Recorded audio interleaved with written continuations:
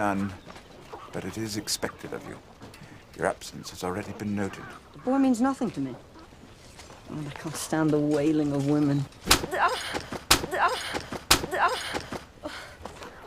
One word, and I hit you again. I'm telling Mother! Hello guys, and welcome back to another video. So after the Battle of the Narrow Sea and the chance that we had to use some tier 4 commanders, I was able to use Tyrion 4-star and check him out. And that's why I wanted to make a special video about him, because even though he's a free-to-play commander, there is a big I mean, he's really strong for a free-to-play commander, and you can max him for free as well. So he's a very good addition to your arsenal. It's not easy to max him though, because he only takes his own medals that you can convert from 2 to 1. So you have to be really focused on doing the daily challenges, the elite challenges that normally used to give Tyrion medals. But there is also the alliance trials that you can get 5 from there, and there is also another one that you can make some more medals from it. So all in all, it's not that easy and it's not that hard at the same time to get him leveled up. So let's first check him out and see how it goes.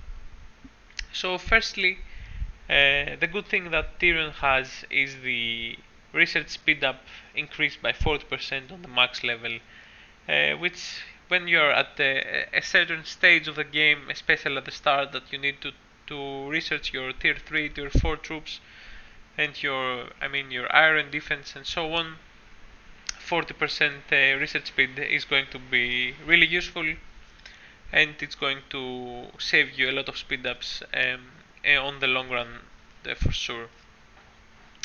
But other than the research speed, there is something else on Tyrion that reminds the tier 5 commanders that we have in the game, like Dany or Jon Snow, and that's that he gives total stats. He gives total defense and total attack. I would prefer if it was total health and total attack, but whatever we can get out of it. So that's the base stats for the gold quality Tyrion, and he's also a really good tank for the rebel leaders as well.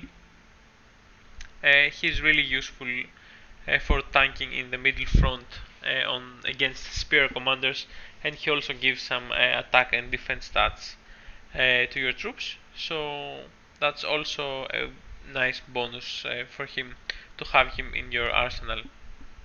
But where the things start to get interesting, obviously, is when we start to get him more stars. So as always, the first star is going to be the bonus damage on his active army skill and the 5 levels.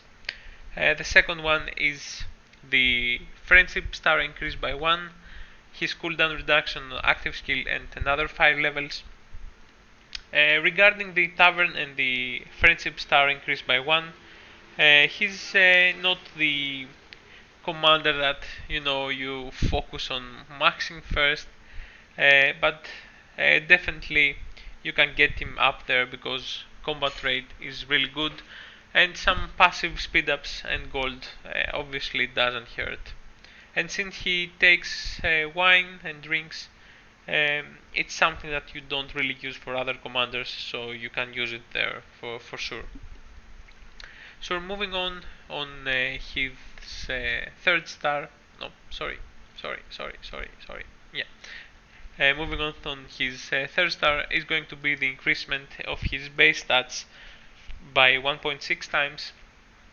So that means that you're gonna get like 24% more research speed, and that juicy 9% extra on total attack and total defense. So he's going to be almost the same as a max not max, as a gold quality tier 5 commander. And if you add the hidden ability effects where you get some bonus defense, a total attack, total health, he's going to be better than just gold tier 5 commander. And lastly, here's where he gets god tier, especially if you're an infantry player and you face a lot of spears. So his awakening skill for the 4-star is called Unnerving Intimidation, and 20 seconds after the battle begins, when you deal counter damage means that you go inf versus spear, but it doesn't really specify if you only go for inf, so you can use him for cav against inf or spear against cav. Yeah, that's all. I don't have any other countering. There is a 50% chance of rerouting enemy troops by rerouting 20% of the troops lost away from the battlefield. So essentially, is a really good reroute skill, but takes effect after the 20 seconds of the battle.